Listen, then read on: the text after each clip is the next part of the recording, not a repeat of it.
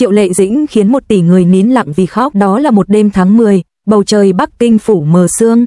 Sân khấu lễ trao giải Asia Star Award được trang hoàng lộng lẫy ánh sáng, âm nhạc, hoa và hàng trăm máy quay trực tiếp khắp châu Á. Các nghệ sĩ, ngôi sao, đạo diễn, phóng viên đều có mặt và hơn 1 tỷ khán giả đang theo dõi qua màn hình trực tuyến. Tất cả chờ đợi giây phút đặc biệt giải nữ diễn viên xuất sắc nhất châu Á.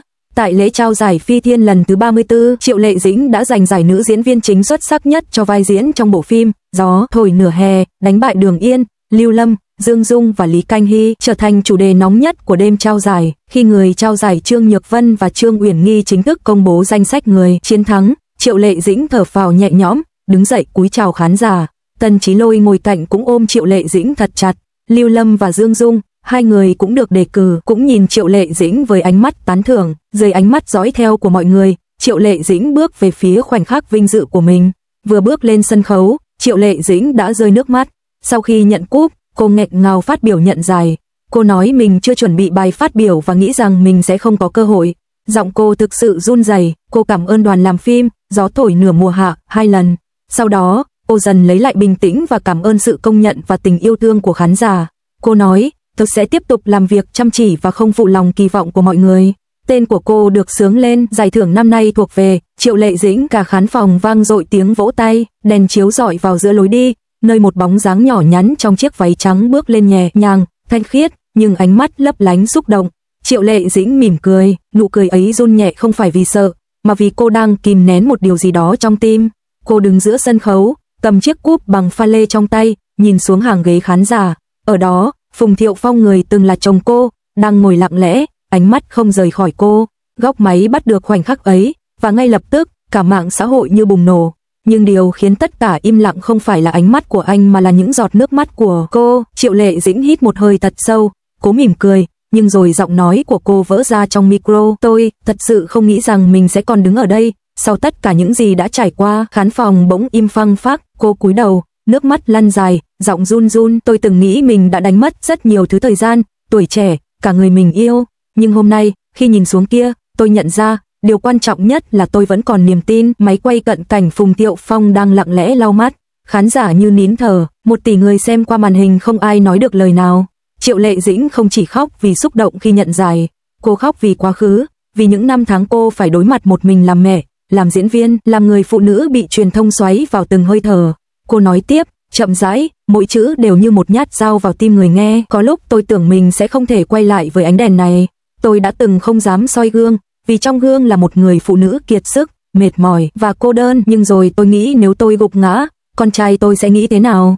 Cậu bé ấy cần một người mẹ mạnh mẽ, và tôi, dù không hoàn hảo, vẫn muốn trở thành niềm tự hào của con mình. Giọng cô nghẹn lại, một nữ MC bước lên, định đưa khăn giấy, nhưng cô khẽ lắc đầu. Không sao đâu, tôi muốn mọi người thấy tôi thật sự thế nào. Khoảnh khắc ấy, ống kính lia qua khán giả, rất nhiều người đang lau nước mắt.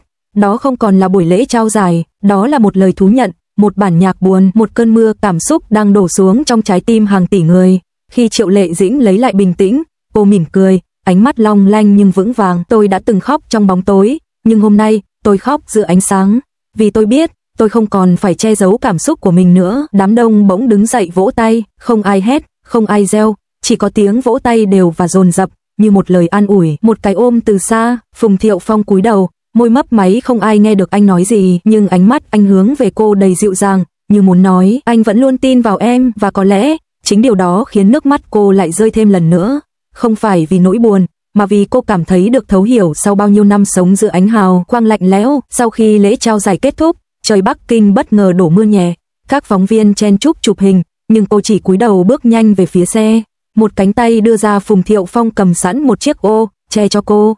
Cảnh tượng ấy khiến cả mạng xã hội như vỡ tung, báo chí gọi đó là chiếc ô định mệnh, nơi hai con người từng xa nhau, nay lại cùng đi dưới một cơn mưa. Cô không nói gì, chỉ nhìn anh một thoáng, rồi khẽ nói, cảm ơn Lệ Dĩnh, em đã làm rất tốt. Anh đáp, giọng nghèn nghẹn.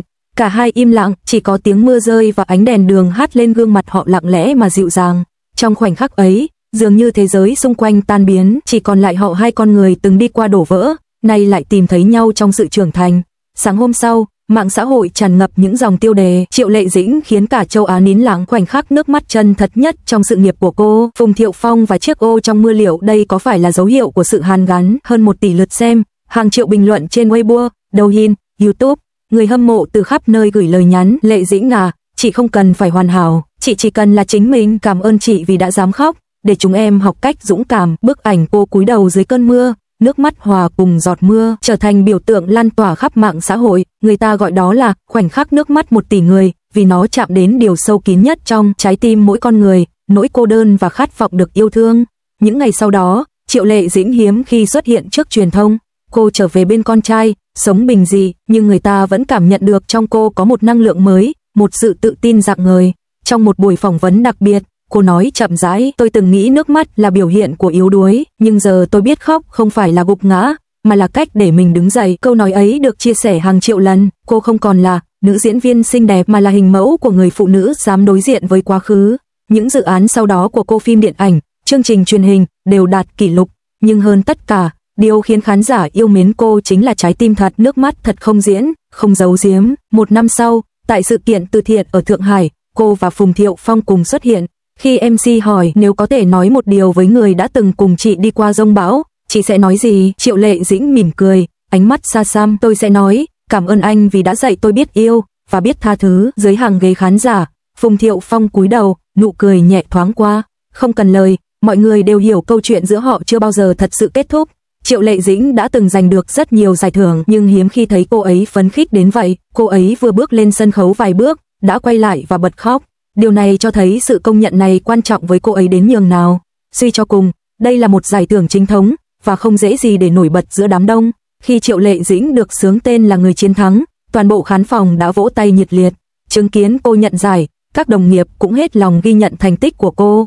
Việc Triệu Lệ Dĩnh giành giải nữ diễn viên chính xuất sắc nhất cũng khiến toàn bộ dàn diễn viên sinh năm 1985 trở thành chủ đề nóng hổi.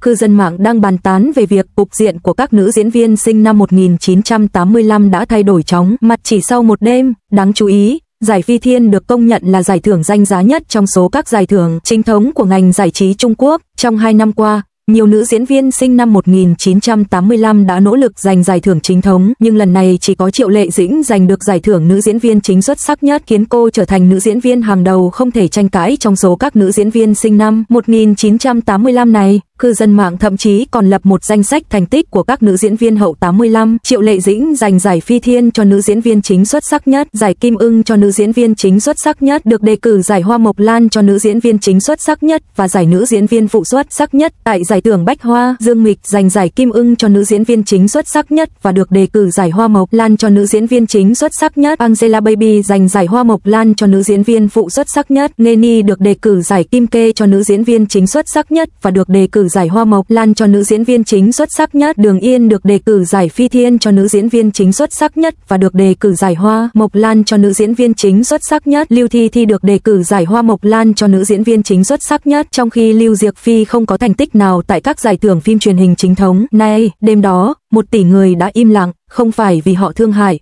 mà vì họ thấy chính mình trong nước mắt của cô. Ai cũng từng yếu đuối, từng đánh mất, từng sợ hãi.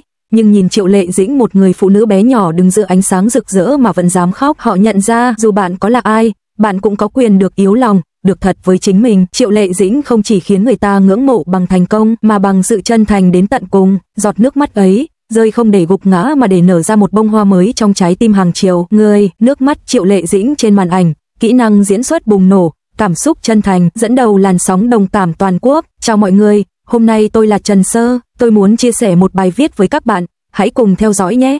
Cảnh khóc của Triệu Lệ Dĩnh, một cú rơi nước mắt trong giới diễn xuất, một cú chạm mạnh mẽ đến tận cùng trái tim. Dưới bầu trời đầy sao của làng giải trí, Triệu Lệ Dĩnh chắc chắn là một trong những ngôi sao sáng giá nhất. Kỹ năng diễn xuất của cô, đặc biệt là những cảnh khóc xúc động, dường như sở hữu một ma lực có thể xuyên thấu màn ảnh, chạm đến tận sâu thẳm trái tim khán giả, khiến họ bất giác đồng cảm với nỗi buồn của cô. Khi nói về những cảnh khóc của Triệu Lệ Dĩnh, chúng ta không chỉ nói về kỹ thuật diễn xuất mà còn về sự cộng hưởng và truyền tải cảm xúc. Dưới góc nhìn của cô, mỗi nhân vật dường như đều được thổi hồn, những niềm vui và nỗi buồn của họ đều chân thực và sâu sắc đến mức không thể nào bỏ qua. Những cảnh khóc của Triệu Lệ Dĩnh như một tấm gương phản chiếu những khía cạnh yếu đuối và chân thành nhất của con người, cho phép khán giả nhìn thấy hình ảnh phản chiếu của chính mình trong những giọt nước mắt.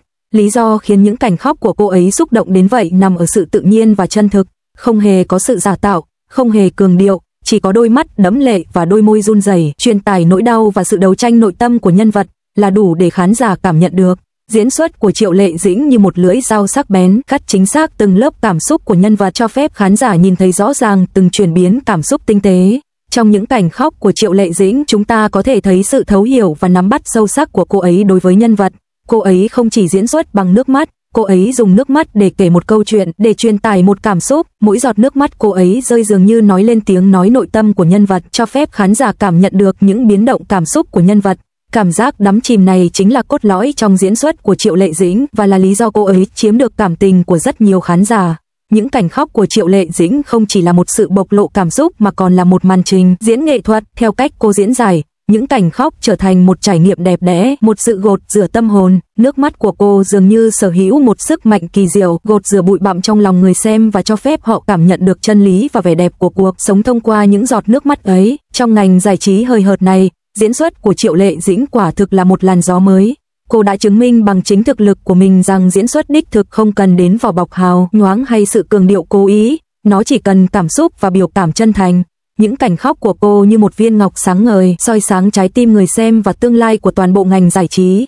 Bài viết này sắp kết thúc, các bạn ơi, cho mình xin một lượt theo dõi miễn phí được không? Những cảnh khóc của Triệu Lệ Dĩnh là đỉnh cao diễn xuất của cô và là vũ khí bí mật chinh phục trái tim khán giả. Mỗi giọt nước mắt cô rơi dường như đều kể một câu chuyện cảm động, khó quên. Trong tương lai, chúng tôi mong Triệu Lệ Dĩnh sẽ tiếp tục vận dụng tài năng diễn xuất của mình để mang đến cho chúng ta những tác phẩm sâu sắc và cảm động hơn, cho phép chúng ta cảm nhận được ý nghĩa và vẻ đẹp đích thực của cuộc sống qua những giọt nước mắt.